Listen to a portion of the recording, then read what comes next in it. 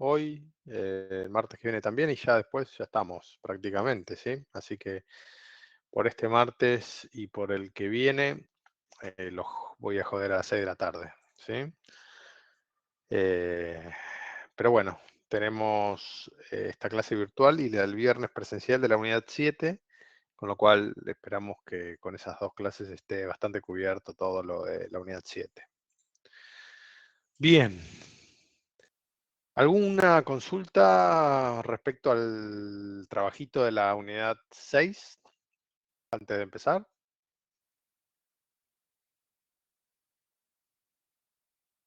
Nada,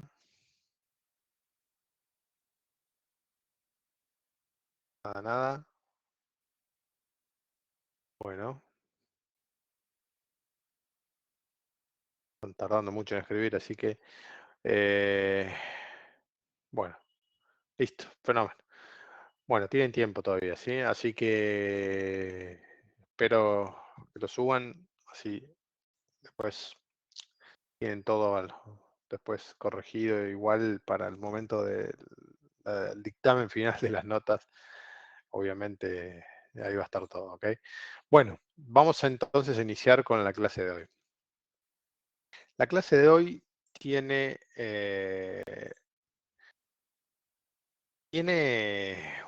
último componente, digamos, de la unidad microeconómica, ¿no? Que tiene que ver con la distribución.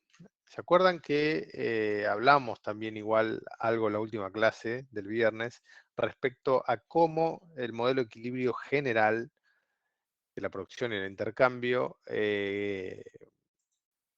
terminaba siendo un modelo en donde toda retribución a los factores era la retribución, digamos, que imponía siquiera en el mercado y que estaba ok que sea esa? ¿Sí? ¿Recuerdan eso? ¿Sí? Lo dije así, digamos, sin mucho detalle, pero hoy justamente lo que nos va a tocar es ese detalle, ¿sí? Y bien, vamos a eso, ¿sí? Vamos a ver la teoría de la distribución vista desde lo que sería más la teoría neoclásica, digamos, o sea, lo que define la microeconomía de la distribución, ¿sí? Lo que venimos viendo, y después vamos a ver un poquito más allá, digamos, con unos autores que es Español y Mercado, alguna visión un poquito diferente de cómo se podría ver la distribución, ¿sí? Entonces, con la mirada micro, ¿sí? Vamos a eso. Para introducirnos, ¿sí? En la teoría de la distribución, vamos a volver sobre, bueno, un poco lo que fue caracterizar teóricamente la economía microeconómica, digamos, ¿sí? En donde tenemos las familias, ¿sí? Las familias que tienen factores productivos, ¿ok? Capital y trabajo. Las familias son propietarias de capital y disponen de trabajo. ¿Dónde? En el mercado de factores lo van a disponer, ¿ok?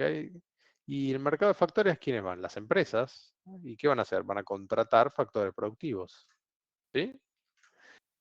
Capital y trabajo van a contratar. ¿Y qué van a dar por esa contratación? Un dinero. Entonces acá está este flujo, ¿sí? Del dinero, que fluye hacia el mercado de trabajo y de factores, por lo tanto fluye hacia las familias.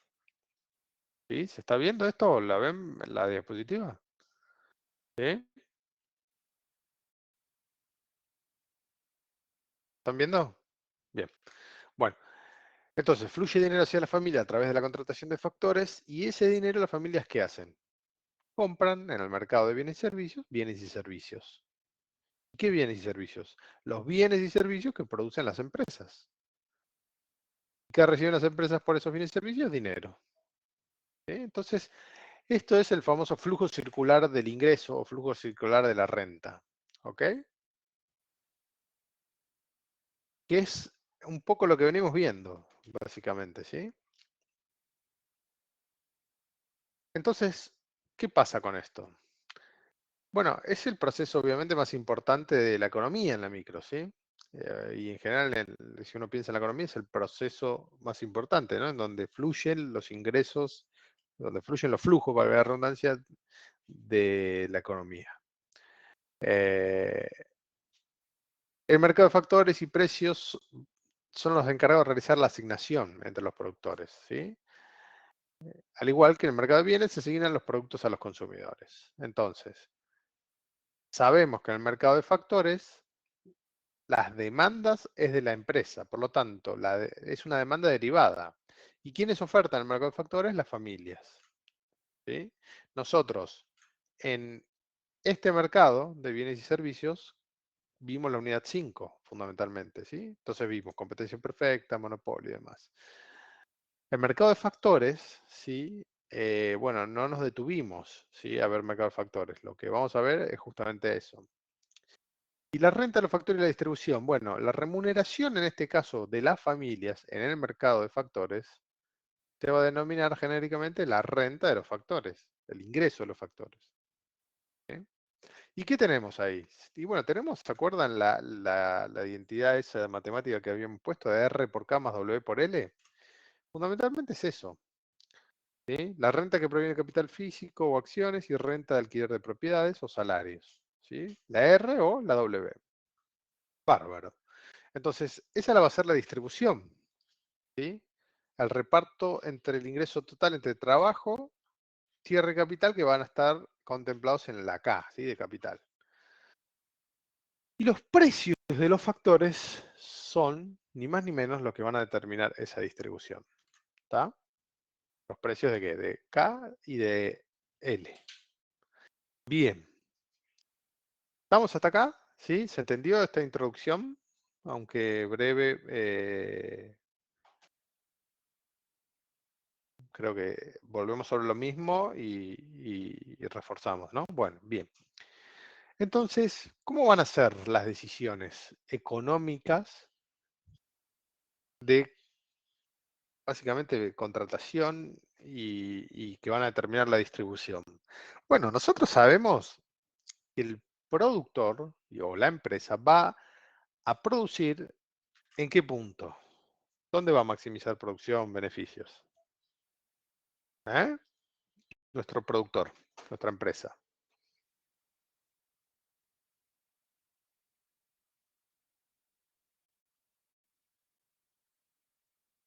Muy bien, Nicolás. ¿Sí? Donde el ingreso marginal es igual al costo marginal. Exactamente, Hernán. Muy bien.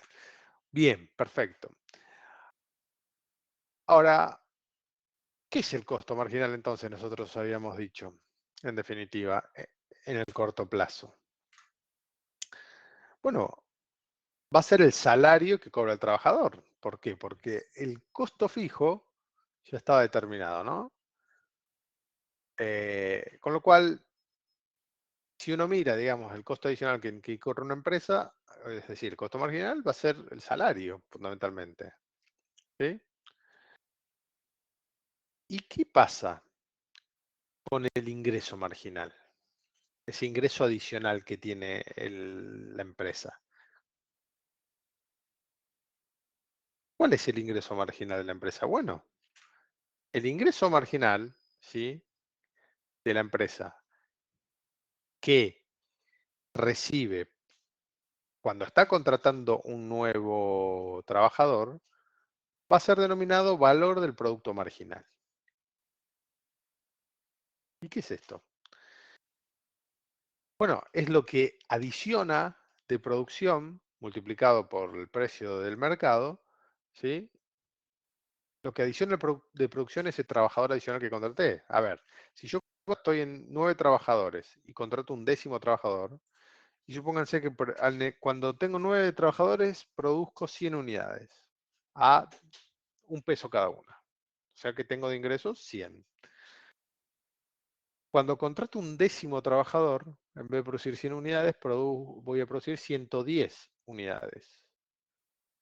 Con lo cual, ¿cuál es ese valor del producto marginal? Bueno, este trabajador adicional está produciendo 10 unidades más. Y el precio del mercado para esas 10 unidades más es de $1. Con lo cual, el trabajador produce 10 pesos en términos de valor adicional. ¿Se entiende? ¿Sí? ¿Esto que digo? Es decir, es el incremento del ingreso de una empresa al contratar un trabajador nuevo, el valor del producto marginal. ¿Y cómo se expresa matemáticamente? Bueno, es el producto marginal por el precio. ¿El precio de qué? Del bien. ¿sí? Que paga el mercado. Entonces, fíjense esta tablita. Yo tengo la cantidad de trabajadores de 0,8 y la cantidad de trigo en este caso. Y acá tengo calculado el producto marginal. ¿Sí? Entonces tengo 19 en el primer caso, 17, 15, 13, así sucesivamente. Ese es el producto marginal. ¿Y el valor cuál será? Bueno, el valor, ¿sí? En este caso, va a ser multiplicar el producto marginal por el respectivo precio. ¿Ok? Y en este caso, fíjense que yo tengo los 8 trabajadores, ¿sí? Y el producto total acá. ¿Ok? Y acá tengo el producto marginal, que sabemos ya que una vez que atravesó la pendiente creciente, después opera la ley de rendimientos marginales decreciente y tiene pendiente negativa.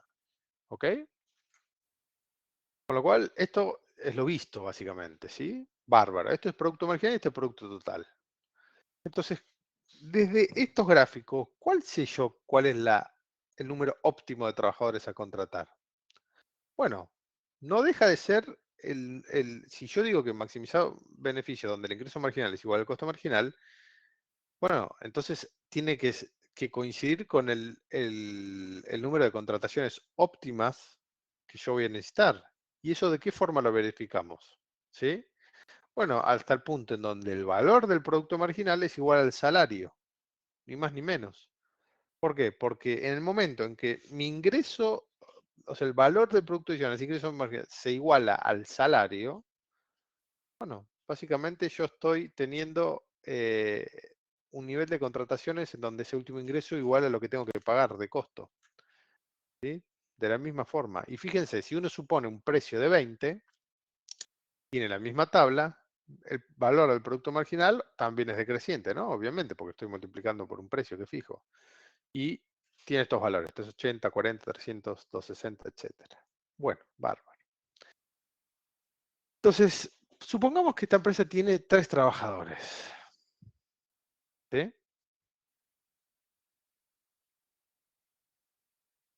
Y hay un salario de mercado, un salario de 200. ¿Ok? Entonces, a un nivel de 200 salariales, con el valor del producto marginal trazado, yo debiera encontrar el punto de contratación óptima.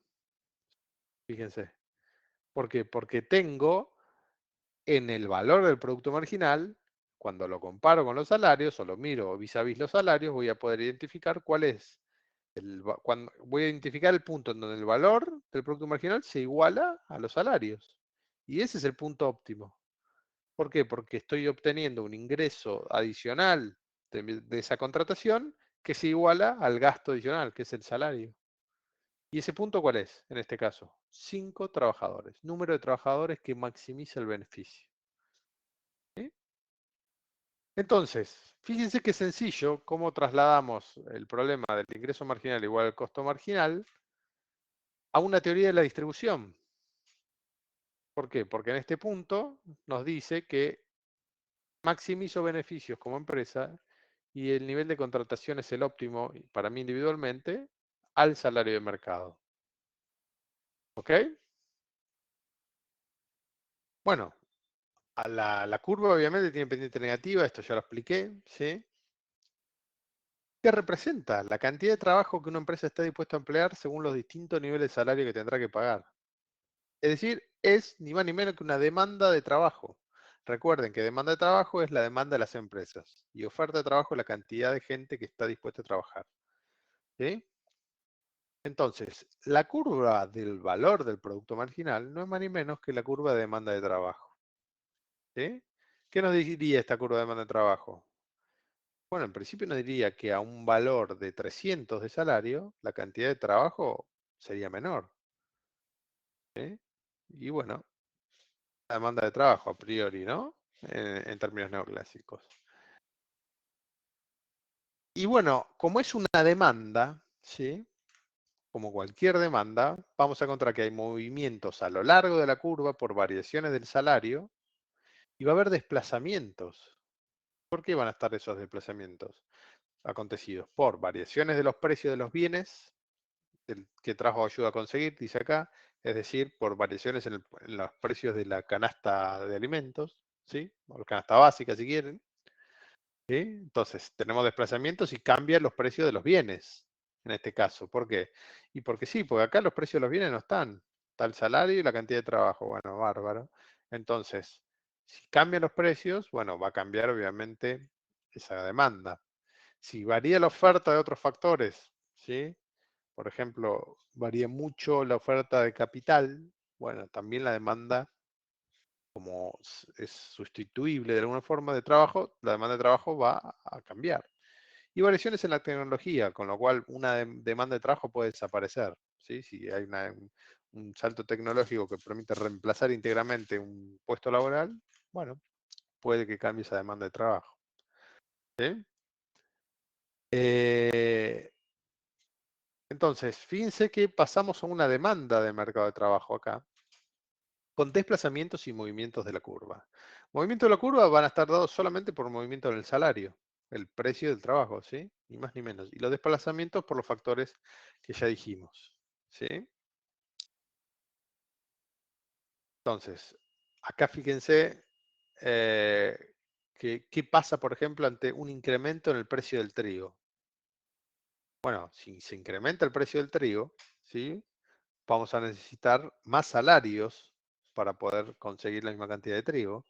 Por lo tanto, la demanda de trabajo se va a incrementar. Más familias salen a trabajar o más integrantes de la familia salen a trabajar para conseguir ese trigo adicional. O ese, en verdad, que trigo adicional, no, ese mismo trigo más caro. ¿Sí? De la misma forma con la canasta básica que hoy tenemos, digamos, ¿no? Una inflación del 7% mensual que genera una erosión en los ingresos tremenda, genera que cada vez más integrantes de la familia tengan que salir al mercado de trabajo para poder suplir, ¿sí? La carencia, digamos, que genera percibir ingresos fijos. ¿Sí? ¿Qué pasa si sucede lo contrario? Si cae el precio, ahí tenemos deflación. Bueno, entonces tenemos una situación en donde vamos a tener que esos integrantes que antes salían ahora pueden volver a la casa, por decirlo así, ¿sí? Sencillamente. ¿Ok? ¿Se entiende? ¿Estamos hasta acá? ¿Se entiende? Eso nunca lo vimos, dice Nicolás. Y bueno, sí. En Argentina es permanente, ¿no? O sea, tenemos distintos ciclos, pero inflación persistente hace muchos años. Bien. eh,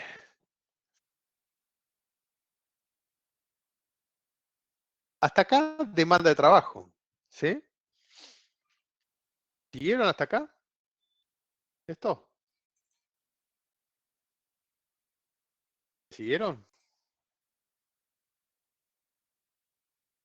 Bien. Bueno, ¿qué pasa con la oferta de trabajo? Fíjense, sí, que la oferta, como le dije yo, la cantidad de personas dispuestas a trabajar, ¿sí? ¿Cuántas horas emplean a cada una de las diferentes actividades? Eso va a determinar la oferta de trabajo, ¿sí? En este esquema. Es decir, cómo a cada una de las diferentes actividades. Sí, ¿cuántas horas yo voy a disponer de mi vida para trabajar? Y sabéis cuántas horas voy a disponer para hacer otra cosa que no sea trabajar. Y hacer esa otra cosa que no sea trabajar se va a denominar ocio. Entonces, los trabajadores en general no tienen mucha capacidad para elegir las horas de trabajo, pero las que pudieran elegir lo van a decidir entre dedicar a trabajo y ocio. ¿Ok? Ocio como las horas que no trabajo, ¿sí? Directamente. ¿Sí? Sí, se dice, se dice. En verdad, tenés un tercio dormís, un tercio trabajás y un tercio vivís. Eh, entonces, salarios contra, perdón, trabajo y ocio, ¿no? ¿Y qué muestra la curva de oferta? Bueno, la relación positiva que hay entre la cantidad de horas trabajadas contra el salario, ¿no? Es decir, en la medida que se incrementa el salario, hay incentivo para trabajar más. Pero lo que nos dice también la teoría es, ojo, que cuando hay salarios altos, muy altos, el efecto renta a veces es mayor que el efecto sustitución. ¿Por qué? Porque ante incrementos salariales, lo que dice la teoría es van a incrementar la cantidad de hora de trabajo. Pero si los salarios son muy altos, lo que va a suceder es que la curva de oferta se vuelve para atrás, negativa. ¿Por qué? Porque el efecto renta predomina y como los trabajadores ya perciben salarios altos en en menos horas, no tienen mucho incentivo a seguir trabajando, es decir, a seguir trabajando más horas. Y eso hace que la oferta de trabajo se vuelva negativa. ¿Sí? ¿Se entiende? Parecido a lo que era la curva de Engel. Es decir, en un primer momento los salarios incrementan, aumenta la cantidad ofertada, ¿no? De horas de trabajo. Pero si ya se incrementan más de la cuenta, nos dice la teoría, vamos a ver que se reduce la cantidad de horas ofertadas de trabajo por el efecto renta. ¿Por qué? Porque los trabajadores ya perciben que tienen muy buen salario, entonces, ¿para qué voy a trabajar más? ¿Sí? Situación que, al menos en nuestro país, es inexistente casi. ¿Sí? Acá sabemos muy bien todos que tenemos que tener 2 o 3 trabajos, como dicen las propagandas, que todo cuesta más. Pero si uno lo aplica esto en países muy desarrollados, Suiza y demás, bueno, tal vez pueda ver en algunos mercados esta relación. ¿Sí? ¿Se entiende esta relación de la oferta de trabajo? ¿Eh? Bien. Entonces, tenemos una demanda y una oferta, ¿sí?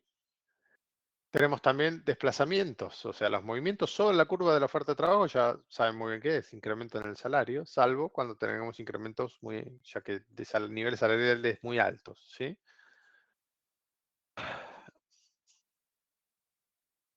Y después tenemos que la variación de ciertos factores que son distintos a la variación del salario, ¿sí?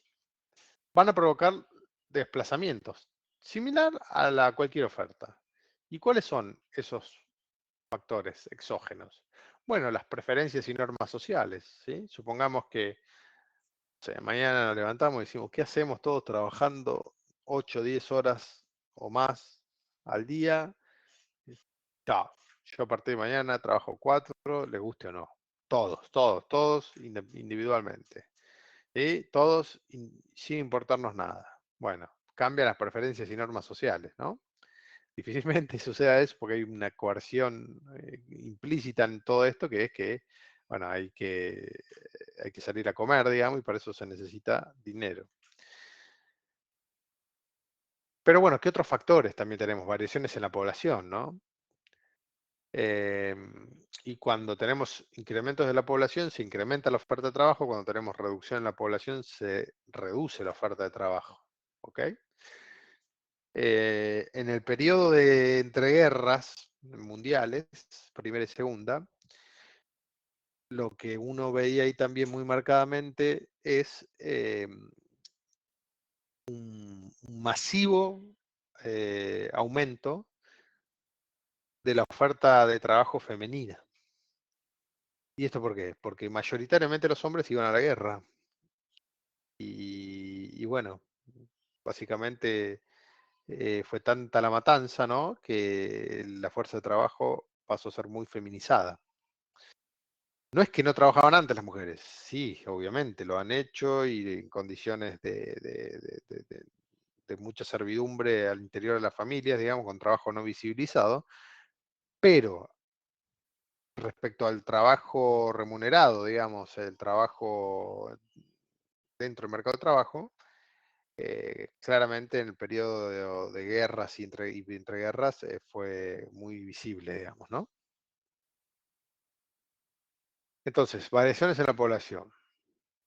Variaciones de las oportunidades, bueno, obviamente, ¿no? ¿Qué pasa con los países que son desarrollados y ricos y tienen más oportunidades laborales? Fluye la oferta de trabajo hacia esos países. Gente de países con pocas oportunidades va y emigra hacia esos países. En muchos países, en muchos casos, cueste lo que cueste la propia vida. ¿Sí? Variaciones en la riqueza de la misma forma. Si los países incrementan su riqueza, incrementan en general, digamos, la intención de que fluya oferta de trabajo hacia esos países. ¿Sí? Entonces, eso respecto a los movimientos o desplazamientos de la curva. ¿Sí? Entonces, ¿qué nos va a decir? Que en competencia perfecta, la teoría esta de la productividad marginal de la distribución de la renta, que en competencia perfecta, el precio de mercado de cada factor es igual a su valor de producto marginal en el equilibrio. ¿Sí? O dicho de otro modo, por cada factor se paga el valor del producto generado por la última unidad contratada. ¿Sí? Y esto es algo que mencioné así por arriba la vez pasada, pero es lo mismo. ¿Por qué? Porque si esto sucede, yo estoy pagando, ¿sí?, lo que maximice mis beneficios y lo que dice el mercado que debo pagar, ¿sí? Ni siquiera es a juicio propio esto, ¿sí?, sino lo que impone el mercado. Entonces, no es arbitrario lo que paga el empresario, sino que está determinado por la productividad marginal de cada factor, ¿sí? Y eso es el que lo determina el mercado, que la productividad marginal que acontece en ese mercado determina el ingreso salarial que yo voy a pagar. ¿Ok? Entonces, es una teoría de la distribución que no es arbitraria, no es ideológica, digamos, sino que es la que tiene que ser. ¿Está? ¿Ok? Y entonces, esto es la teoría de la productividad marginal y de la distribución del ingreso para la teoría microeconómica neoclásica. ¿Sí? ¿Qué vamos a tener agregando esto? ¿Qué otras cosas vamos a tener?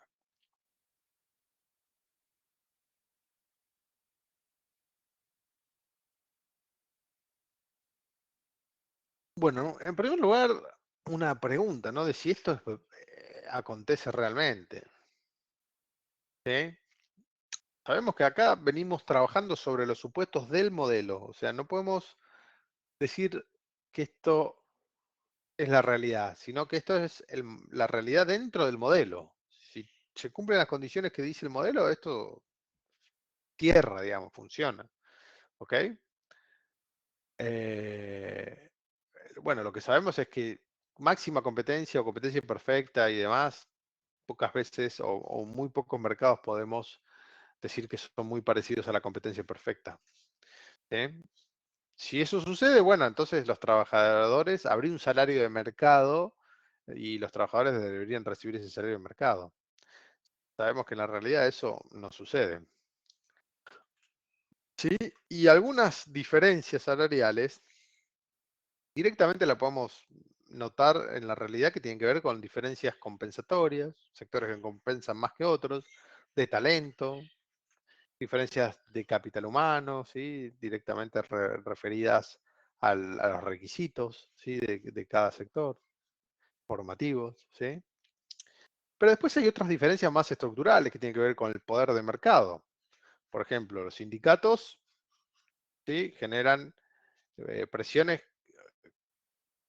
diferente de acuerdo al poder que tienen, ¿sí? No es lo mismo trabajar para camioneros que trabajar para el sindicato de empleadas domésticas. Mal que pese, las cosas son así y sabemos que el sindicato de camioneros, nos guste o no, logra incrementar los salarios, ¿sí?, de forma increíble, mientras que el sindicato de empleada doméstica, a veces el Estado fija un salario superior que el que puede lograr un sindicato, digamos. ¿Sí?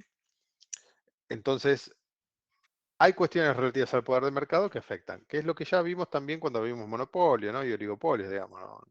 Cuando no se cumplen las condiciones de competencia perfecta, las cosas obviamente tienen otro color y son totalmente distintas. ¿Sí? También otras causas de diferencias salariales tienen que ver con salarios de eficiencia. A veces se pagan por encima del equilibrio como incentivo a que a obtener un mejor no comportamiento, sino una mejor rinde de ese trabajador. ¿Ok? Y después hay ni más ni menos que discriminación, ¿no? Muchas veces esto se refiere a, por ejemplo, las compensaciones de género. A mí me han puesto género femenino, está comprobado que registra hasta 30% de menos salario, ¿sí? Eh, pero bueno, digo, son cosas que generan cambios en que no es posible abonar la idea de un salario único de mercado, ¿ok? ¿Hay un salario promedio? Sí, hay un salario promedio estadístico, pero un salario único al cual la empresa va a contratar, difícil, digamos, ¿no? En general uno tiene un salario de convenio, de sectorial o algo por el estilo, ¿sí? Nicolás,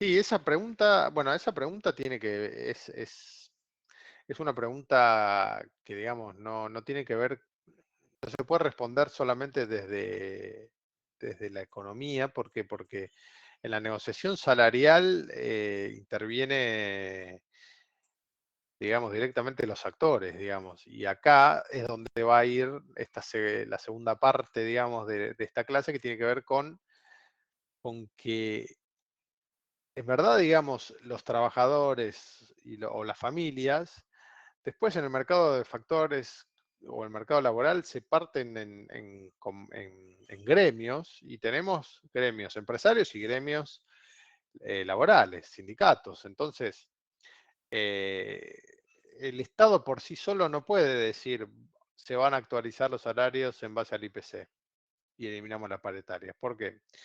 Porque de ser así, ¿sí? Lo que vos vas a generar es que en muchos sectores, ¿sí? La pauta, digamos, no logren cumplimentar, digamos, esa pauta. ¿Por qué? Y bueno, porque muchas veces usan la inflación para obtener ingresos, ¿sí? Por arriba de lo que pagan, digamos, o lo que debiera pagarse para seguir la inflación a los trabajadores. Y si vos los haces seguir el IPC directamente, muchas veces los rompes financieramente a los tipos. ¿Por qué? Porque no logran cobrar, ¿sí? Con el suficientemente tiempo para poder hacer frente al pago de salarios, con la inflación y demás, digamos.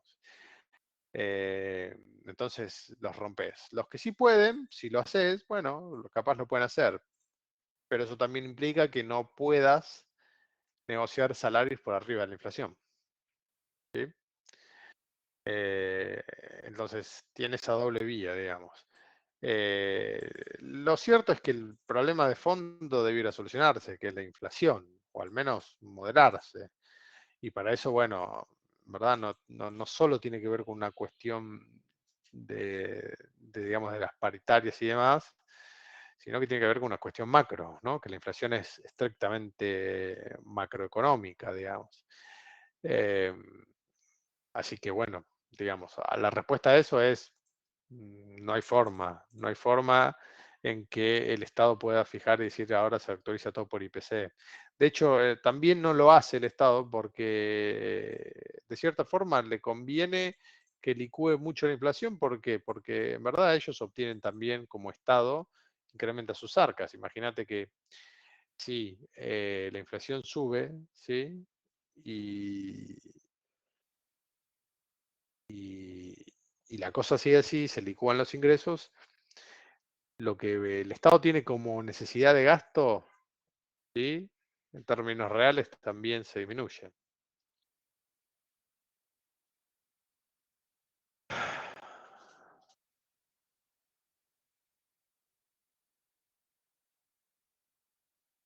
La inflación es el peor impuesto, ¿sí? Es el impuesto más regresivo que hay, el que hace daño permanente y rompe todo, y es el que peor erosiona a las familias de bajos ingresos, ¿sí? Por más política social que haya, revienta todo.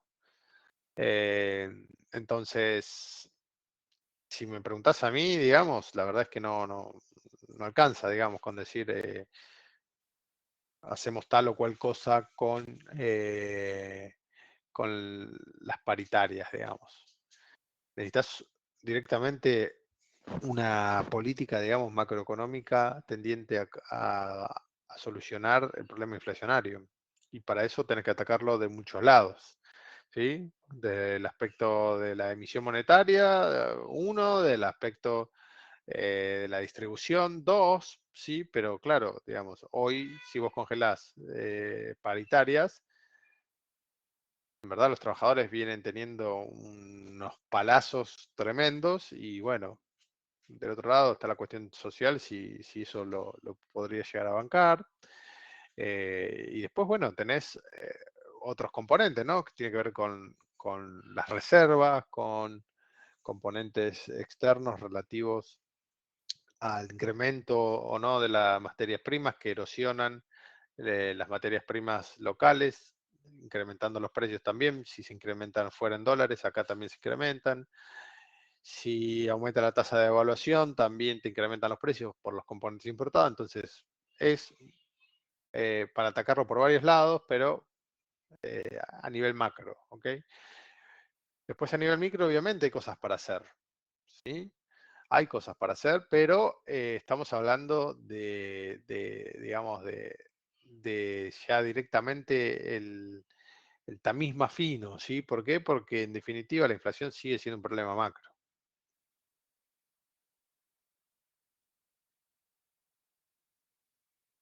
¿Estamos hasta acá?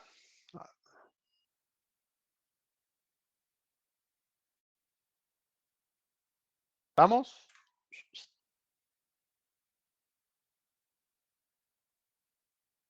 La puja distributiva, en verdad, es la forma que se manifiesta la inflación, porque si existe inflación, existe puja.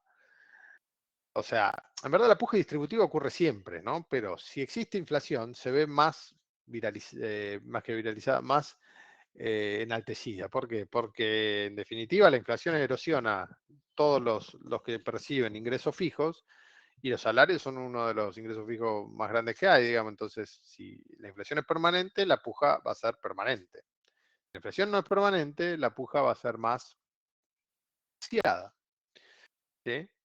Entonces, está la teoría de que la puja distributiva alimenta la inflación, pero en verdad,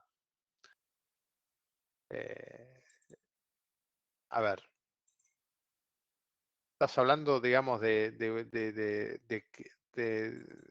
sería como decir, déjame pensar, pero para hacer un paralelismo. Si vos metés leña al fuego, ¿sí? Y prendés un fuego enorme, el fuego enorme está prendido. Bajar la temperatura del fuego sacándole leña, bueno, sí, qué sé yo, pero el fuego ya está reprendido. Sí, estoy haciendo un paralelismo muy básico y diría rudimentario, pero para que lo entiendan, digamos, ¿sí? Entonces, la puja puede alimentar la inflación. ¿Es la causa? No. ¿O es parte de la causa? No. ¿Sí? En verdad, vos tenés un conflicto distributivo, ¿sí? Pero si uno mira la puja distributiva y la cantidad de dinero presente en la economía es 100, bueno, si se cagan a trompadas todo el año por esos 100, terminarán 60-40, 30-70, 20-80 o 50-50, no importa. ¿Sí? Porque la torta sigue siendo de 100. Si a esa torta, digamos, vos le generás erosión nominal por emisión, bueno, y ahí empieza el quilombo. ¿Por qué? Porque vas a empezar a tener, bueno, muchísima puja por decir, bueno, esta torta ahora tiene una representación en valor más alto, por lo tanto yo me tengo que quedar con más, vos con menos, ¿sí? Entonces, y con esto no estoy diciendo que la inflación es solo no es solo motivada por la emisión monetaria, pero que tiene un componente monetario es indiscutible, ¿sí? Porque gran parte de la inflación está explicada por la emisión monetaria, también es, diría, poco discutible, ¿sí? Ahora, después tenés muchos componentes. ¿Por qué? Porque, ¿qué pasa?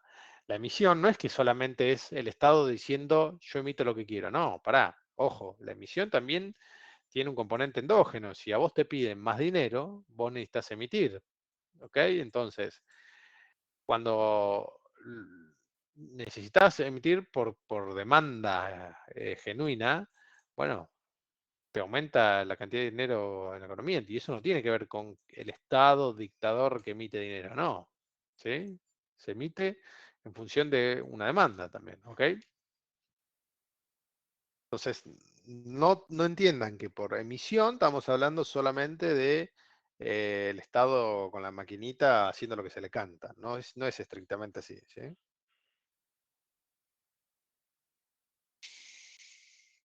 Bien, vamos entonces, una vez consumado esta teoría de la productividad marginal, ¿sí?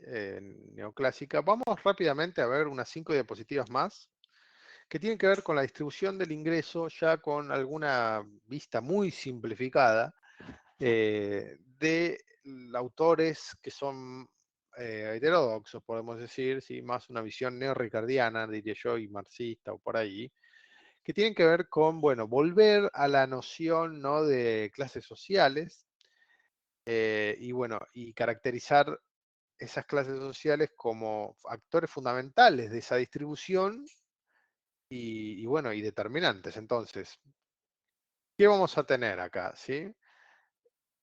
Este es el texto de Español y Mercado, que está por ahí, si no, avísenme, lo vuelvo a subir.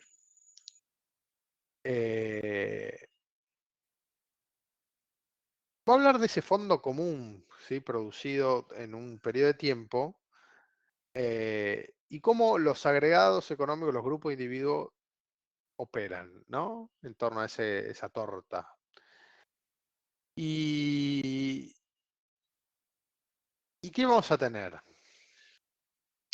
Vamos a tener una estructura productiva, ¿sí? La Argentina que produce agro fundamentalmente y algo de industria muy buena y mucha industria más o menos y también mucha industria poco eficiente que genera una producción total en determinado periodo. Esa producción total la podemos dividir en aquella producción que va para reponer los medios de producción, ¿sí? Repone las máquinas, repone es decir, paga salario, etcétera, y un excedente que produce esa estructura productiva.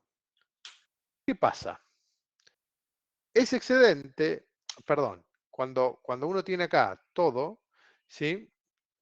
La reposición de los medios de producción no lo tomen como salarios, perdón, esto es reposición de los medios directamente, ¿sí? La estructura productiva, bienes, maquinaria, insumos. Y el excedente, ¿sí? ¿Qué tenemos? Bueno, tenemos la división entre la masa de salario que se va a pagar y las ganancias, intereses y rentas. ¿Sí? En ese reparto, nos dicen estos autores, bueno, tenemos los sujetos sociales, ¿no? Tenemos un sistema de mercado que va a pagar distintos precios de distintos bienes, ¿sí? ¿Y qué vamos a tener? Vamos a tener intercambio, ¿sí? Y en el intercambio se va a poder develar cómo esa distribución acontece entre qué, entre salarios, ganancias, intereses y rentas. ¿Sí? En definitiva, lo que está diciendo es, aquello que en la micro aparecía como las retribuciones a los factores, ¿sí? Que son las retribuciones debidas, acá va a aparecer como el excedente que se pone empuja en discusión, ¿sí? Para, bueno, para ser distribuido, valga la redundancia, ¿sí? Y que esa distribución la vamos a ver vista a través del sistema de precios, que es el intercambio, y en el intercambio vamos a poder ver cómo, una vez hecho el consumo, ¿sí? Tenemos la distribución del excedente. Entonces, es muy sencillo ese textito, yo los invito a que lo lean, ¿sí? No es largo tampoco. Y por último, les dejo este link, que es el link que vamos a, el link que vamos a trabajar el viernes, perdón, el viernes, ¿sí? Este es un link de Milei, ¿sí? Y me parece que está muy bueno para trabajarlo con este tema porque Milei primero explica un poco lo que yo expliqué, puesto en una nota, ¿no? Entonces me parece que es muy contemporáneo, es de 2019, pero es contemporáneo, entonces está bueno para que lo analicemos, ¿ok? Tomen este link, lean el artículo, imprímanlo, que lo vamos a trabajar en la próxima clase, ¿sí? La próxima clase el viernes vamos a trabajar con este link, vamos a hacer una discusión de distribución del ingreso, básicamente, ¿sí? Y vamos a repasar estas cuestiones, estos temas, y también vamos a dar repaso un poco a aquello que quedó un poco colgado de unidad 6, ¿sí? Si existiera. Pero bueno, con la clase de hoy, fíjense que agotamos básicamente un poco lo que es la unidad 7, ¿no? La clase teórica de hoy. Eh, Nos queda para la clase del viernes ver algunos conceptos más, pero con este artículo que les dejo acá para que lo lean, ¿sí? Y lo lleven a la clase. Entonces, por hoy acá terminamos, ¿sí? Con la clase. Si hay algunas dudas, los escucho. Preguntas, comentarios. Si no, los libero.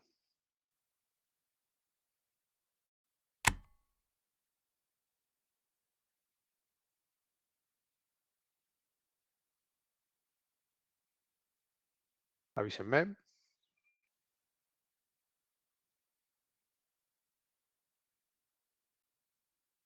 Bueno, veo que no, así que viernes sí, lleven el artículo y bueno, lo trabajaremos ahí.